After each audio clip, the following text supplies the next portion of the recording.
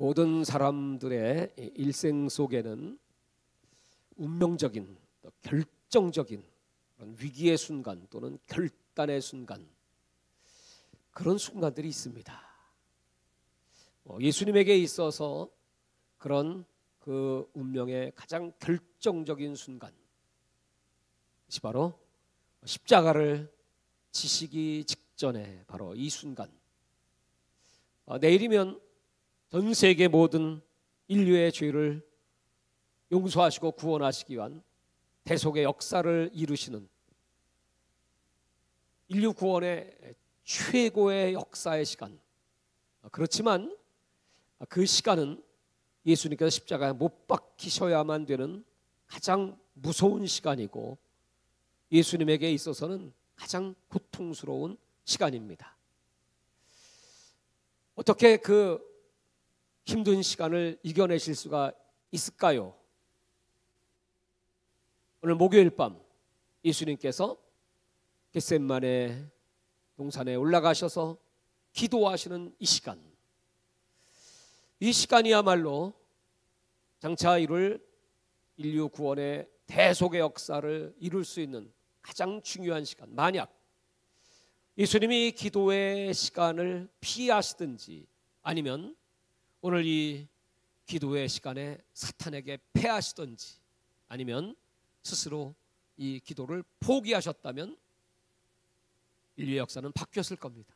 이 세상은 사탄의 세상이 되었을 것이고, 저와 여러분들은 사탄의 종이 돼서 아무런 희망도 없이 살다가 결국 지옥불로 다 빠져 들어갈 수밖에 없었을 것입니다. 그러나 오늘 밤 예수님의 이 기도야말로 그 무서운 시험을 이길 수 있는 하늘의 능력이 많은 기도였고, 담대함을 갖고 사망 권세를 깨뜨리고 승리하는 기도였습니다. 그러므로 오늘 이 겟세마네 기도야말로 우리가 꼭 배워야 하고, 또 그 기도의 본을 받아야 되고, 예수님이 오늘 그 기도에 승리하셨듯이 저와 여러분 또한 승리자가 돼야만 하나님께 영광을 돌리고 또 영원한 천국의 당당한 승리자로 설 수 있음을 믿습니다. 자, 오늘 예수님께서 누가복음 22장 1절 39절 이렇게 시작됩니다. 예수께서 나가다 습관을 따라 감람산에 가심에, 제일도 따라갔더니 습관을 따라. 그러니까 예수님의 모든 사역의 기초는 기도였습니다. 예수님의 습관은 기도였습니다. 그러니까 예수님은 항상 기도로 무장하셨고, 또 오늘 밤의 기도야말로 예수님의 일생일대 가장 중요한 기도였기 때문에 아마 예수님도 긴장하시고 또 정신을 바짝 차리고 정말 이 영적 전쟁의 승리를 위한 준비를 단단히 하시고, 감람산, 오늘 누가복음의 표현은 감람산, 그러나 마태복음과 마가복음의 표현은 겟세마네, 겟세마네 안에 감람산이 있습니다. 저는 이 겟세마네 동산에 가보았습니다. 예수님이 기도하시던 자리도 보았습니다. 그 산에서 일어난 오늘 밤의 이 놀라운 역사, 그 다음 절 보시면 이렇게 기록되어 있죠. 그곳에 이르러 그들에게 이르시되 유혹에 빠지지 않게 기도하라. 저희들에게 기도의 중요성, 기도해야 될 이유, 그것이 바로 유혹에 빠지지 않기 위하여. 그 다음에 46절에 보면 어찌하여야 하느냐, 시험에 들지 않게 일어나 기도하라. 여기 유혹이나 시험이나 똑같이 이 영어 성경에는 temptation으로 기록되어 있습니다. 유혹과 시험, 우리말로는 표현이 다르지만 이 temptation이라고 하는 것은 사탄이 주는 시험입니다. 사탄의 유혹, 페이라조라고 하는데, 이 시험은 기도하지 않으면 절대로 이길 수 없는 시험. 시험에 들지 않도록, 유혹에 빠지지 않도록.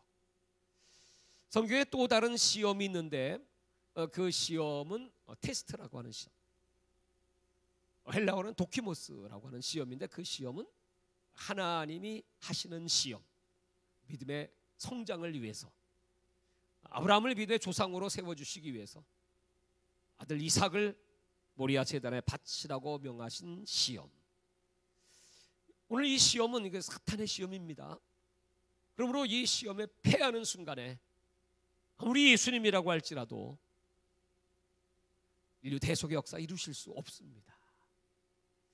그래서 기도의 중요성을 이렇게 강조하시기 위해서 오늘 여기 41절을 보시면 그들을 떠나 돌 던질 만큼 가서 무릎을 꿇고 기도하여 이렇게 기록되어 있죠. 그들을 떠나 돌 던질 만큼. 그러니까 마태복음이나 마가복음은 더 자세하게 이 기도의 모습이 기록되어 있습니다. 특별히 마가복음에 보면 예수님께서 그들을 이제 데리시고 올라가서 12명의 제자 중 9명의 제자는 이제 그 아래 잠깐 두시고 여기서 기다려라. 그리고 3명의 제자 베드로와 야고보와 요한이 있죠. 그 3명의 제자를 이제 데리고 올라갑니다. 특별히 그동안에 특수 훈련을 시켰던 선발된 제자였기 때문에. 그러면서 돌 던질 만큼 그런 거리에 가셔서 기도하시면서 너희들 여기서 깨어서 기도해라. 나를 위하여 기도하라. 그래서 신신당부를 하시죠. 그러나 예수님께서 기도하실 때 그 제자들이 기도를 했을까? 우리 이미 알고 있죠. 그들은 기도하지 못했습니다. 졸며 잘세. 그 기록에는 예수님이 한 번 기도하시다가 기도 소리가 나지 않는 걸 보고 다시 돌아오십니다. 그래서 그들을 깨우십니다. 깨어서 기도하라. 그리고 올라가셨다가 또 기도 소리가 들리지 않으니까 또 2번째 내려오십니다. 그리고 또 깨어서 기도하라. 그리고 마지막 3번째, 마음에는 원이로되 육신은 약하도다 이렇게 말씀하시고 나서 3번째 내려오셨을 때는 아예 그만 자고 쉬라 이렇게 말씀하십니다. 끝이다. 자고 쉬라. 오늘 그 제자들은 이 기도의 시험에 실패했죠. 기도의 전쟁에 패배했죠. 그 패배의 결과가 얼마나 혹독하게 그들에게 돌아오는가 하는 것이지. 그 다음에 그 공관복음 3책에 동일하게 기록되어 있습니다. 그 패배의 결과, 그러니까 기도해야 될 때 기도하지 못한 결과가 무엇인가. 오늘 이 겟세마네의 기도는 예수님 자신에게 있어서도 얼마나 힘든 기도였는지 할 수 있거든. 이 잔을 내게서 옮겨 주옵소서 이렇게 기도하시죠. 예수님 자신도 감당하기엔 너무 힘들고 벅찬 기도였다. 그 십자가의 대속의 사역이 얼마나 고통스러운 것인가 예수님은 스스로 잘 아셨습니다. 그러면 그 예수님의 고통은 어떤 고통이었을까요? 새치가에 매맞고 또 창으로 찔리고 물과 피를 다 쏟고 또 사람들에게 수치를 당하고 부끄러움을 당하고 침뱉음을 당하고 조롱을 당하고 그것이 힘드셨을까? 그런 육체적 고난이나 또는 사람들에게 욕을 먹는 혼적 고난, 정신적 고난이나 또는 제자들에게 배신을 당하는 그런 배신의 아픔 때문에 그러셨을까? 예수님이 그토록 무서워하시면서 이 잔을 내게서 옮겨주옵소서 할 수 있으시다면 이유가 무엇일까요? 그런 정신적, 육체적 고통의 차원이 아닌 예수님이 제일 두려웠던 것은 딱 하나, 하나님과의 단절이었습니다. 영적 단절. 예수님에게 있어서 제일 고통스러운 시간. 예수님은 창세전부터 하나님과 함께 계셨던 삼위일체의 하나님이셨고 말씀으로 함께 계신, 말씀으로 천지를 창조하신 그 하나님이 이제 육체를 가지고 이 땅에 이제 오시는 그 순간에도 또 그동안에 오늘 이 마지막 순간 직전까지도 한 번도 하나님과의 교제가 끊어진 적이 없었고 하나님 말씀에 불순종해 본 적도 없었고 늘 아버지와 교통하셨던 예수님. 그냥 늘 행복하셨고 늘 기쁘셨고 늘 담대하셨고 늘 예수님은 그 하나님을 바라보는 그 시간이 한 번도 단절된 적이 없는 그 삶 자체가 기도, 하나님과 동행이었습니다. 그런데 이제 오늘 그 십자가의 죽음이라고 하는 사실은 엘리 엘리 라마 사박다니 어찌하여 나를 버리시나이까. 그래서 이제 하나님과 단절의 시간이 온다고 하는 그 사실, 그 무덤 속에서의 하나님과의 단절의 시간을 생각할 때 그것마저 나는 싫습니다. 나는 한순간도 아버지를 떠날 수 없고 또 아버지 손을 놓을 수 없고 아버지를 바라보는 것을 포기할 수 없습니다. 그런 예수님의 신앙 고백이기도 하죠. 그렇지만 오늘 하나님 앞에 간절하게 기도할 때 성경은 오늘 누가복음의 기록은 그 예수님의 기도가 땀방울이 핏방울이 됐다, 그렇게 표현하고 있죠. 누가는 의사입니다. 그 의사의 눈으로 본 시각, 그것은 그 떨어지는 땀방울이 핏방울로 실제로 현대 과학은 극도의 긴장이나 스트레스 그런 것을 받을 때 사람은 이 모세혈관이 터질 수 있고 그 모세혈관이 터지는 순간에 핏방울이 쏟아질 수 있다는 연구 결과를 발표했죠. 그러니까 예수님은 정말 실제로 그 땀방울은 핏방울이 되어서 그 정도의 간절한 기도, 생명을 건 기도. 예수님의 일생일대에 아마 늘 기도하셨지만 오늘 밤 같은 이런 기도는 처음이셨겠죠. 그런 기도, 그 기도를 통하여 하나님께서 예수님에게 하나님의 진정한 뜻이 무엇인가 다시 확인시켜 주시죠. 이미 예수님은 알고 계셨지만, 그러면서 이 잔은 내가 마셔야 될 잔, 내가 짊어져야 될 십자가. 예수님은 그 기도를 하시면서 하나님을 바라봤지만 또 동시에 하나님께서 보여주신 게 있을 것 같아요. 뭘 보여주셨을까요? 그것은 예수님께서 이 죽음의 잔을 마시지 아니하시면, 십자가에 못 박혀 죽지 아니하시면 영원히 죄의 형벌을 받아야 될 전 세계 인류, 열방의 영혼들, 아마 그 예수님의 눈에 보여진 그 많은 영혼들 가운데 이기도 목사의 얼굴도 보이셨을 것이고 여러분의 얼굴도 예수님이 보셨겠죠? 그 얼굴들을 보시면서, 다시 말해서 저와 여러분을 바라보시면서 내가 이 죽음의 잔을 마시지 않으면 너들은 어떻게 될까? 드디어 아버지의 뜻을 다시 확인하신 예수님께서는 내 뜻대로 마시고 아버지의 원대로 되기를 원하나이다. 여러분, 오늘 예수님의 이 기도는 기도 중의 기도, 최고의 기도, 가장 능력 있는 기도. 기도는 우리가 하나님께서 무엇을 끌어당기고 뺏고 하나님을 변화시키고 하나님 마음을 바꾸는 것이 아니고, 진정한 기도, 가장 능력 있는 기도는 그 하나님의 뜻에 복종하고 그 뜻에 순종하고 그 뜻을 이루어 드리기 위한 기도. 오늘 밤에 여러분, 저와 여러분의 기도가 아버지의 뜻이라면 살든지 죽든지 먹든지 마시든지 아버지 나라와 복음을 위하여 주께서 작정하신 거룩한 뜻을 이루어 주시기 바랍니다. 예수님께서 이렇게 응답을 받으시고 천사의 도움 속에 기도에 승리하시고 그리고 내려와 봤을 때 그 제 아들은 다 졸고 있었지요.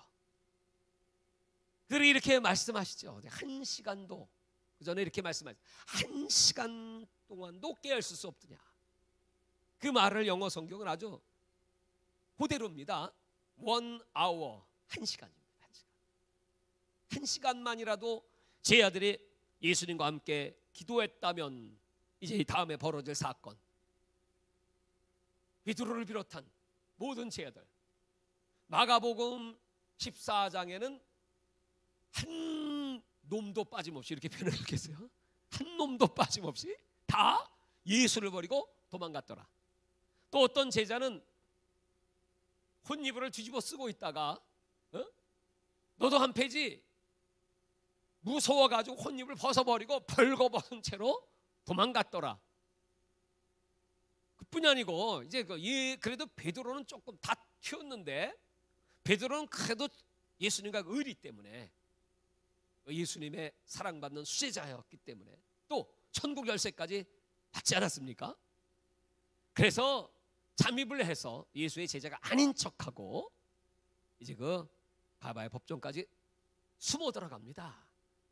그래서 예수님은 그 한가운데서 신문을 받으실 때 아주 어두운 곳에 일부러 거기서 이제 고개를 푹 숙이고 깜깜하니까 이제 안 보이죠. 거기서 어떻게 되나, 과연 이 예수님의 재판은 어떻게 될 것이고 오늘 밤 무슨 일이 일어날까, 그것을 보고 있었습니다.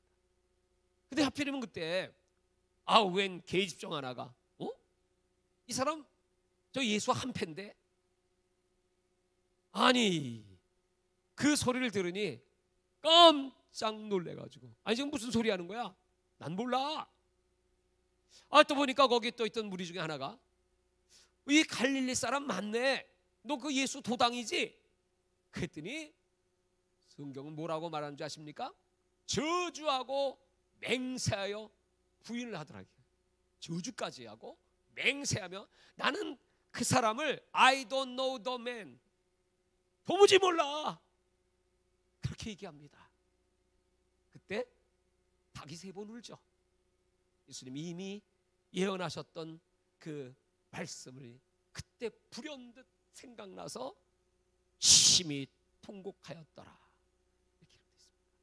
여러분, 기도해야 될 때 기도하지 못한 결과가 무엇입니까? 3년 제자 훈련, 그 효력 있습니까?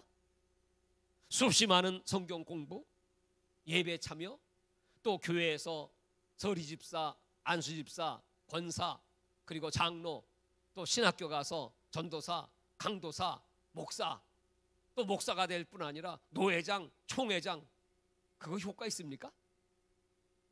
그 경력과 캐리어가, 그 신앙의 경륜과 나의 성경 지식과 또 내가 수없이 드렸던 그 예배, 그 신앙의 모습이 이 위기 앞에, 마지막 죽음의 위협 앞에 예수님이 십자가를 치는 그 고통의 현장에서 과연 힘을 발하고 능력을 발할 수 있을까요? 예수님께 직접 3년 동안 제자 훈련을 받았던 그 수없이 많은 기사와 표적의 현장을 보았던, 그리고 그 현장에서 예수님이 나누시는 그 떡덩이 물고기로 5,000명을 먹이고 자기들도 그 떡을 먹었던 그 현장에 있었던 제자들이,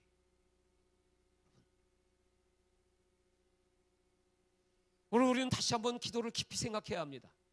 왜 주님께서 깨어서 기도하라, 쉬지 말고 기도하라, 허리에 띠를 띠고 기도하라, 정신을 차리고 기도하라, 만물의 마지막에 갖고 왔으니 기도하라, 쉬지 말고 기도하라, 왜 이렇게 기도를 강조하셨을까요? 아예 이렇게 기도하라, 이렇게 설교하라는 말씀은 없습니다. 이렇게 기도하라, 하늘에 계신 우리 아버지여, 주기도를 우리에게 가르쳐 주신 이유는 무엇입니까? 기도는 믿음을 지키는 힘, 기도는 하나님의 뜻을 행하는 능력, 기도는 영적 전쟁의 승리, 사탄의 시험을 뿌리치고 그리고 악의 세력을 깨뜨리고 마지막 죽음은 죽으리라, 마지막 순간까지 영적 전쟁의 승리의 원동력이 바로 기도이다. 그래서 기도를 그렇게 강조하고 강조하시는 것입니다. 제가 목사 안수를 받았는데 그날인지 그 다음 날인지 목사 안수를 딱 받고 딱 잠을 자는데 꿈을 꾸었어요. 꿈을 꾸는데 주의 음성이 들리는 거예요. 네 이름을 기도라 하라. 그래서 놀래가지고요. 아니 기도라고요? 그때부터 제가 이기도 목사가 된 겁니다. 어떤 분이 기도요? 그 극장에서 표받는 기도입니까? 그러더라고요. 그래서 내가 웃고 말았어요. 네.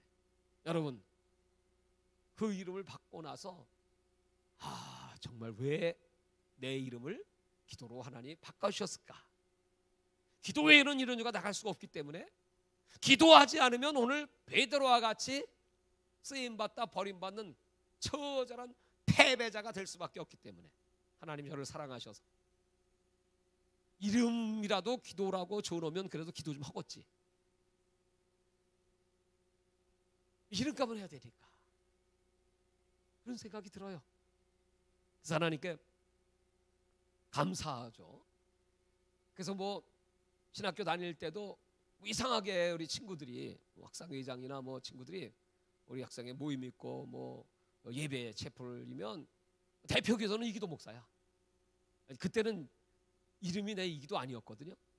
철야 기도하면 제 이름 부르면서 대표 기도하세요. 그래서 그때 제 별명이 이철야입니다. 신학교 때 제 별명이 이철야야. 그런 일들이 부일의 목사가 돼서 하나님 말씀을 선포하고 또 많은 영적 사역을 감당하면서 정말 기도가 중요하다는 것을 하나님께서 다시 알게 하시고, 그래서 기도로 승부를 보고 기도에 목숨을 걸고 기도의 싸움에 이기면 영적 전쟁, 어떤 집회든지 어떤 사역이든지 또 내 믿음 끝까지 지킬 수 있고, 베드로처럼 처절한 실패가 아니라 예수님처럼 승리의 역사의 주역으로 쓰임받게 될 줄 믿습니다. 그래서 기도하라. 오늘 제가 아주 귀한 분을 만났습니다. 그분이 누구신가 하면 미국의 CNMA라고 하는 그 교단의 이제 한국 책임자로 파송을 나오신 분이십니다. 미국에서 45년을 사셨고 그 교단에서 아주 중추적인 일을 하시면서 이 CNMA 교단이 어떤 교단이냐면 한국의 우리 온도우드 아펜셀러 선교사가 파송될 때 그분들은 장로교와 감리교 대표였죠. 그때 미국 선교 교단에서 한국에 선교사를 파송하려고 하다가 그때 이제 이미 한국에는 자생적으로 선교 교단이 이미 생겼습니다. 그래서 그 교단의 원칙은 이미 복음이 전해지고 또 교회들이 세워진 그곳은 우리는 가지 않는다. 그러니까 남이 닦아놓은 터 위에 가지 않고 새로운 터를 닦는다는 그 원칙에 의해서 전 세계 첫 번째 선교사가 콩고에 파송된 선교사였습니다. 1880년도 정도 됩니다. 그 선교사를 파송하면서 이렇게 기도하고 떠납니다. 다시 미국 땅을 밟지 못할 그런 위기가 올지도 모릅니다. 그러나 하나님 복음을 위하여 끝까지 충성하게 하옵소서. 그렇게 기도하고 그 선교사님이 콩고로 갔다가 한 달 만에 죽습니다.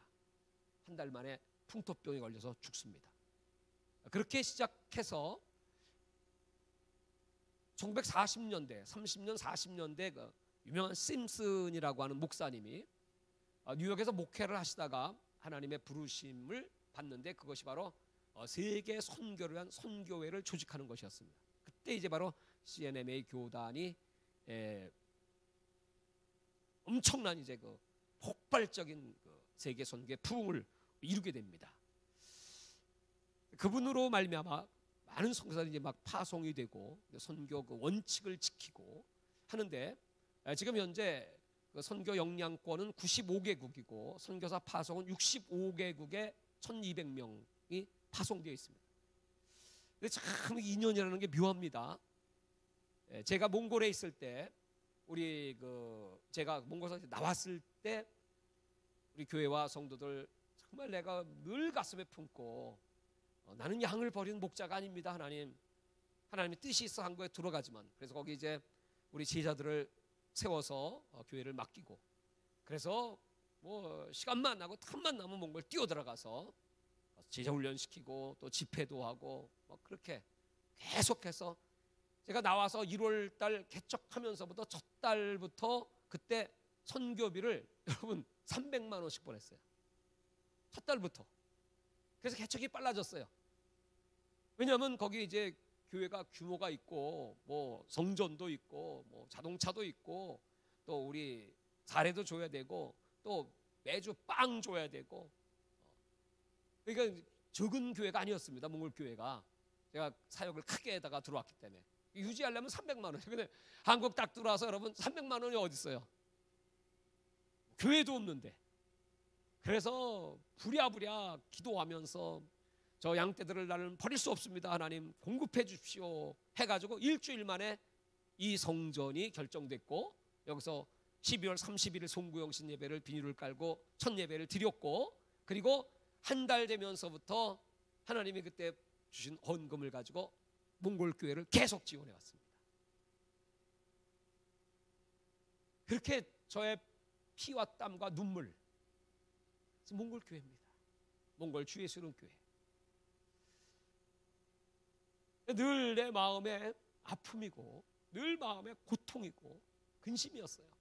아직 양떼들이 어린데 아직 우리 사역자들도 능력도 또 말씀도 정통하지 못한데 사탄이 밀가부로 까부르면 어떡하나 여러 가지 그런 가운데 한 미국 선교사님이 우리 교회 성도들과 접촉을 하면서 말씀을 가르쳐 준다는 거야. 근데 보고를 받고 이것도 미국선 이단이야 뭐냐. 그래서 제가 이제 경계를 하고 만나보자.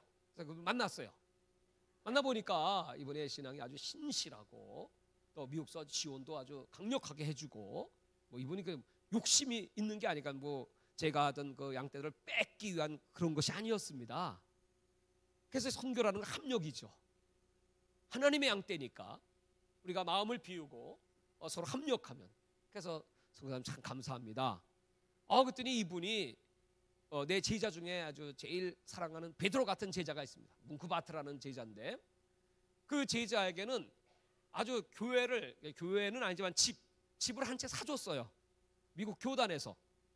그래서 거기 이제 울란바토르의 교회가 또 하나 개척이 됐습니다. 우리 본교회 말고 또 하나 개척한 교회. 그 교회를 사주고 또 우리 성도들 데려가 영어도 가르쳐주고 컴퓨터도 가르쳐주고 또 말씀도 가르쳐주고 그래서 아주 훌륭한 사역자들이 되었습니다. 나중에 알고 보니까 이 교단이 바로 오늘 만났던 그 CNM의 교단, 그 교단 파송 선교사였어요. 얼마나 반갑습니까? 오늘 그분을 만난 거예요. 그래서 사실 이런 일이 있었습니다. 얼마나 이분이 기뻐하신지 몰라요. 그러면서 지금 그 교단은 전 세계 1200명의 선교사들에게 연간 한 가정당 2억씩 지불해줘. 그래서 2,400억이 선교사 파송 선교사의 후원비가 2,400억. 놀랍죠? 얼마나 튼튼한 교단인지 몰라요. 그리고 그 교회 가운데 미국 워싱턴에 세이비어 교회라는 교회가 있는데 그 교회가 한 150명 정도 되는 아주 작은 규모의 교회입니다. 그런데요, 놀라지 마십시오. 그 교회 1년 예산이 3천억. 3천억. 세상에.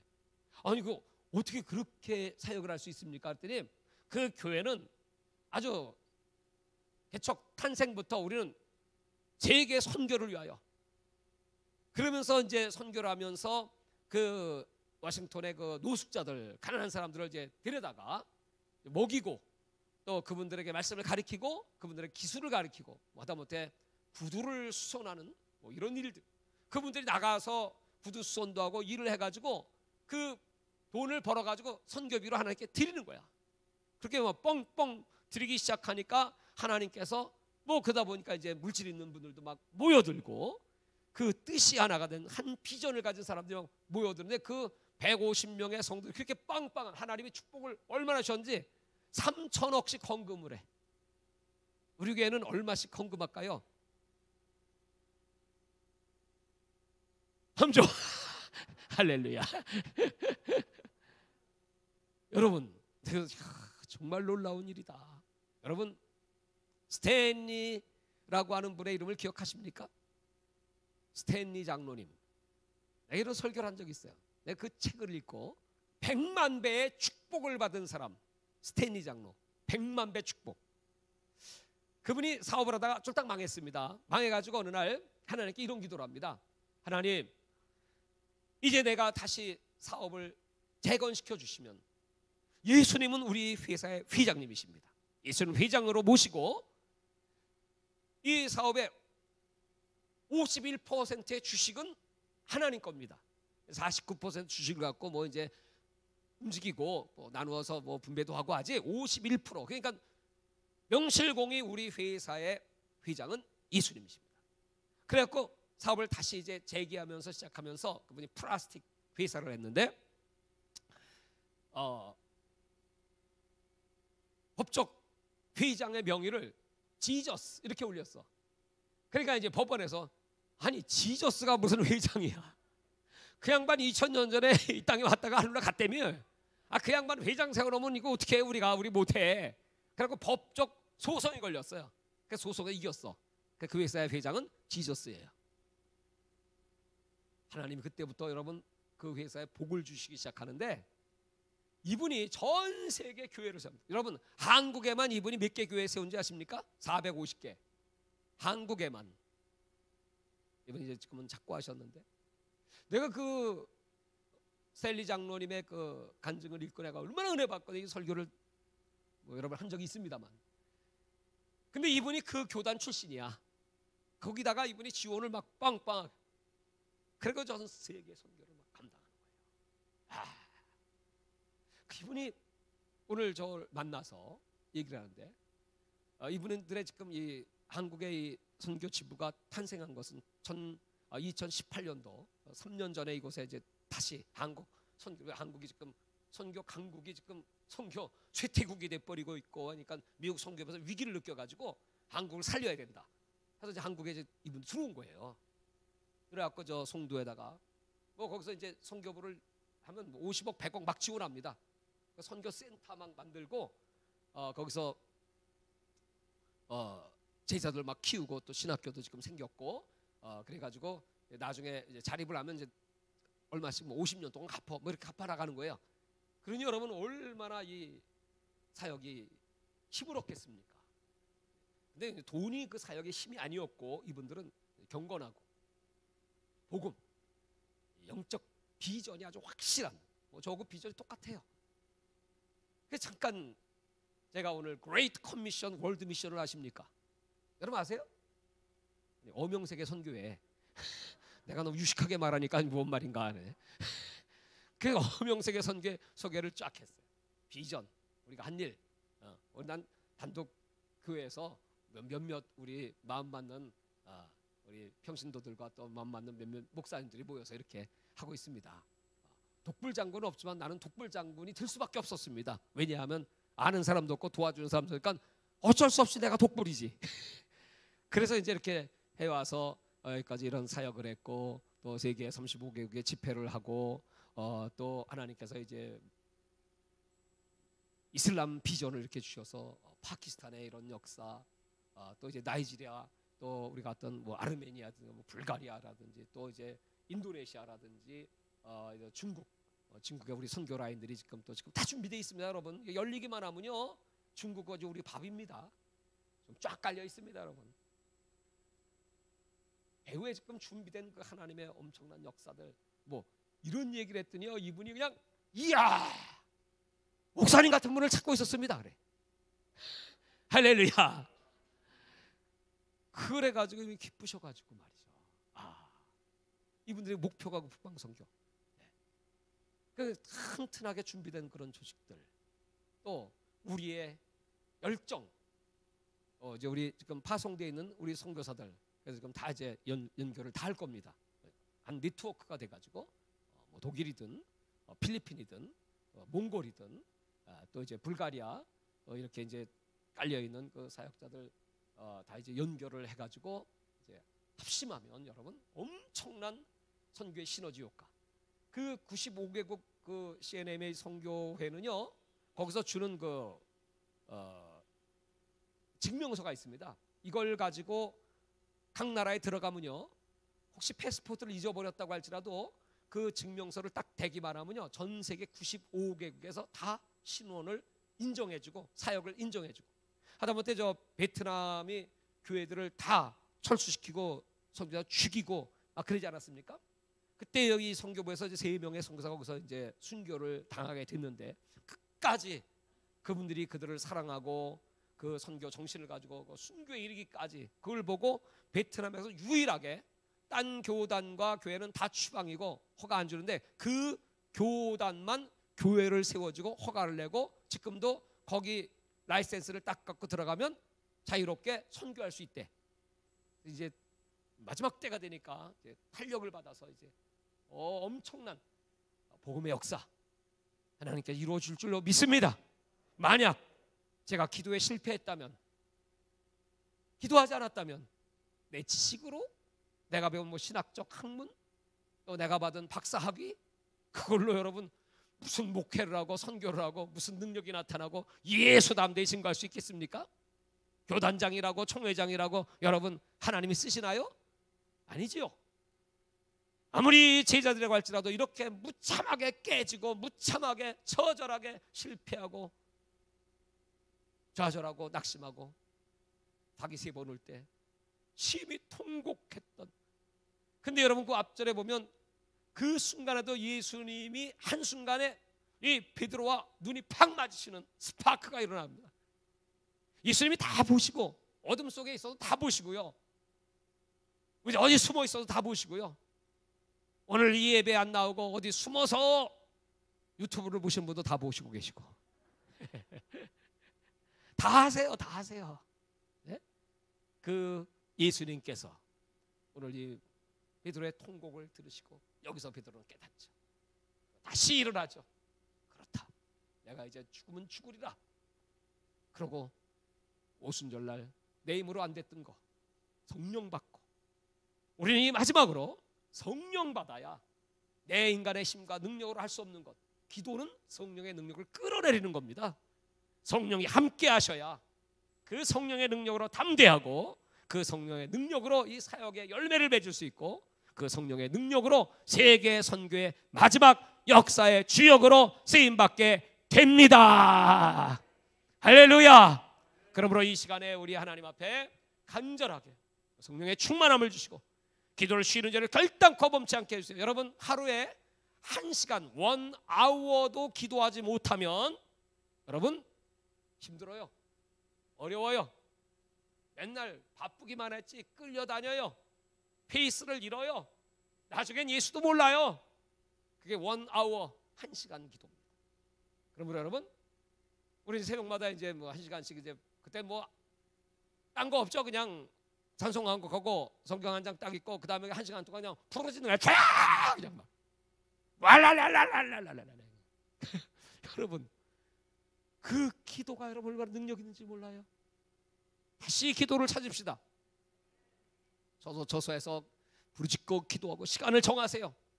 그래야 영적 전쟁의 승리, 예수님 오시는 그날까지 담대하게 예수 증거하다가 이 정복 땅의 정복은 끝이 오리라. 이제 하나님이 마지막 세계 선교의 마지막 문을 여시고 대역사가 준비되어 있습니다.